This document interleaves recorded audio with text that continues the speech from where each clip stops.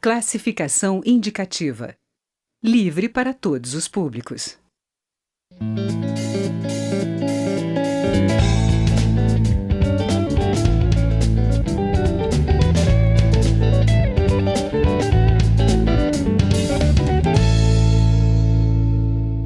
Olá! A Câmara pode votar nas próximas semanas a reforma da Previdência. Aumento do tempo de contribuição e idade mínima para a aposentadoria são as principais mudanças defendidas pelo governo. O deputado Tadeu Alencar, do PSB de Pernambuco, avalia a proposta aqui no Palavra Aberta. Eu sou Daniela André e este é um programa da Rádio e da TV Câmara. Deputado, bem-vindo à Palavra Aberta. Obrigado. Deputado, é o momento de se fazer a reforma da Previdência? Eu acho que é inegável a necessidade de se pensar reformas no sistema previdenciário no Brasil. No momento em que se tem uma mudança do perfil demográfico do brasileiro, é óbvio que se tem um impacto direto no sistema de previdência. E já se tentou várias reformas, já se tentaram várias reformas ao longo desses anos. Muitos dos privilégios que havia no passado foram corrigidos. E ainda há coisas a corrigir. Eu acho que a idade mínima, a ideia de fixação de uma idade mínima é algo harmônico com essa mudança desse perfil demográfico. Agora, a proposta que o governo encaminhou, ela padece de muitos problemas. O primeiro deles é que não houve uma disposição honesta a um debate profundo, a uma reflexão sobre um problema que afeta milhões de brasileiros e brasileiras. Já em dezembro, nos lembramos bem que o governo encaminhou à Comissão de Constituição e Justiça e em 24 horas essa proposta já tinha um relatório preparado, que mostra que havia ali não uma disposição ao diálogo, mas a necessidade de uma aprovação acelerada. Isso provocou uma resistência enorme. O meu partido, o PSB, fez uma resistência muito grande naquele momento e ao longo desse debate nós tivemos também a oportunidade de apontar alguns problemas nessa proposta. Por exemplo, em relação ao alegado déficit da Previdência, esse é um debate que a gente precisaria fazer, porque do ponto de vista da Seguridade Social, que tem 3 elementos, a saúde, a assistência e a previdência, ao longo dos últimos anos sempre nós vamos ter superávites na Seguridade Social e não déficits. Além disso, a própria DRU, essa desvinculação das receitas da União, que desde o governo de Fernando Henrique pega o que está sobrando da Seguridade para aplicar em outras áreas, é uma mostra de que não há esse déficit alegado. Portanto, essa é uma discussão que precisava ser muito mais aberta, muito mais profunda, até para que todos nós, sociedade brasileira, as corporações, os servidores públicos, enxergassem e dessem a sua cota de sacrifício para que no futuro a gente tenha uma previdência sustentável e solvável, garantindo as aposentadorias e pensões. Mas mesmo em relação ao mérito da matéria, havia uma série de inconsistências. Por exemplo, a idade mínima. O Brasil é um país muito heterogêneo, tanto do ponto de vista climático, territorial, como também em relação à sua realidade socioeconômica. Quem conhece, como nós conhecemos, o trabalhador da palha da cana na zona da mata de Pernambuco, um homem de 50 anos, ele tem um aspecto de um homem velho, de 80 anos, dada a condição de trabalho e, obviamente, a insolação, que é muito grande. Ele se expõe a características ali da sua atividade laboral, que fazem com que ele chegue aos 55 anos completamente fragilizado do ponto de vista físico. Então, essa ideia de 65 anos de forma homogênea para homens e para mulheres não se harmoniza com a necessidade da fixação de uma idade mínima, mas que pudesse ter também ponderações em razão da realidade socioeconômica da diversidade brasileira. O governo está negociando mudanças e uma das mudanças é a redução da idade mínima das mulheres para 62 anos e uma transição até se atingir essa idade de 62 para mulheres, 65 para homens. O senhor acha que esse é um modelo razoável, que pode avançar aqui na Câmara?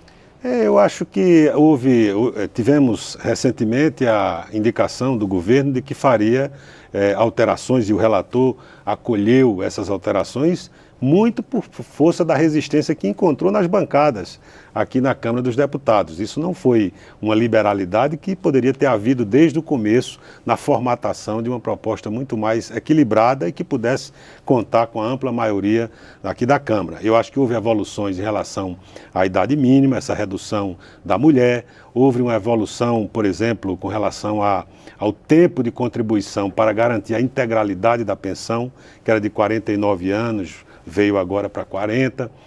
Teve uma mudança também no benefício, no BPC, que antes estava desvinculado do salário mínimo e foi reduzido, manteve a vinculação e reduziu para 68 anos. Houve alterações na acumulação de benefícios da aposentadoria com a pensão, que antes estava sendo vedado, agora se admite, mas só até 2 salários mínimos. Então, é claro que é louvável essa iniciativa de garantir até 2 salários mínimos, porque garante que a base possa ter contemplado isso, mas você deixa de fora aí todo um conjunto da classe média brasileira, dos servidores públicos, que vão ficar com seus direitos adquiridos, os direitos sociais prejudicados. Eu acho que a proposta, ela melhorou consideravelmente, mas ela padece, a meu ver, de 2 problemas. Primeiro, que não se discutiram alguns problemas que são absolutamente essenciais. As isenções tributárias com relação à Previdência, elas precisam ser discutidas. Qual é a contrapartida que esses setores estão dando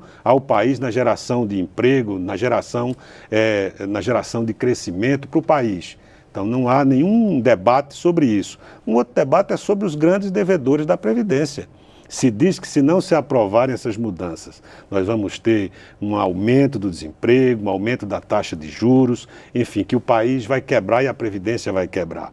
E, no entanto, não tem, da parte do governo, uma palavra sobre os grandes devedores da Previdência, mais de 400 bilhões que poderiam ser objeto de uma ação concentrada, de uma política pública voltada à recuperação e à cobrança desses devedores. Alguns grandes conhecidos do país, tem bancos, tem empresas públicas, a Petrobras, os Correios, fora grandes empresas privadas que foram os maiores contribuintes nas campanhas políticas dos últimos anos. De modo que, não resolvendo esses problemas, não tocando na DRU e ainda padecendo de outros problemas estruturais da proposta, eu penso que, ainda que admitida que houve evolução, nós vamos ter ainda uma resistência, porque se criou, na verdade, uma negatividade muito grande em relação a essa proposta. Como não houve a disposição de diálogo, não houve uma grande pactuação com a sociedade, essa proposta ela está fadada a ser recusada pela sociedade,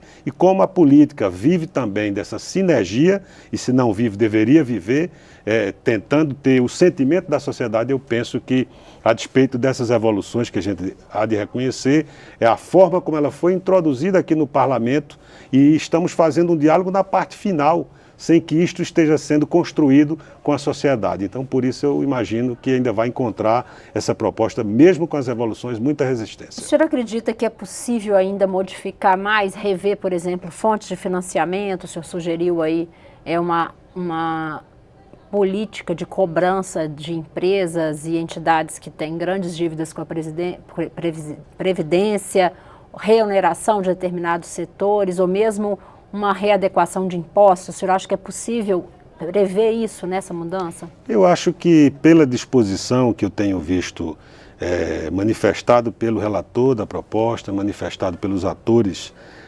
governamentais, né, o ministro Meirelles, quando estivemos no café da manhã com o presidente Temer e fomos lá ouvir, não me pareceu que haja, da parte do governo, nenhuma disposição a ampliar os aperfeiçoamentos que foram feitos na proposta. Eu tiro, por exemplo, depois que houve o reconhecimento dessas alterações, nos reunimos com alguns companheiros do meu partido e temos boa parte da nossa bancada que quer que o governo dê certo, porque quer que o Brasil dê certo, mas tem uma dificuldade enorme, porque tem compromisso com diversos segmentos da sociedade que, obviamente, estão refratários a essas mudanças, porque veem que um sistema de previdência que precisa ser aprimorado, fixar uma idade mínima, ele precisaria de uma grande pactuação e, na falta dela, certamente as bancadas da maioria dos partidos refletirá essa posição no plenário da Câmara dos Deputados. Deputado, obrigada pela participação aqui no Palavra Aberta. Espero que o senhor esteja conosco de novo para falar da evolução do debate. Muito obrigado, estamos à disposição. Palavra Aberta termina aqui. O programa é uma produção conjunta da Rádio Câmara e da TV Câmara. Eu sou Daniela André e conversei com o deputado Tadeu Alencar, do PSB de Pernambuco. Você pode acessar este programa e todas as informações sobre a reforma da Previdência no canal da Câmara dos Deputados no YouTube. Obrigada e até mais.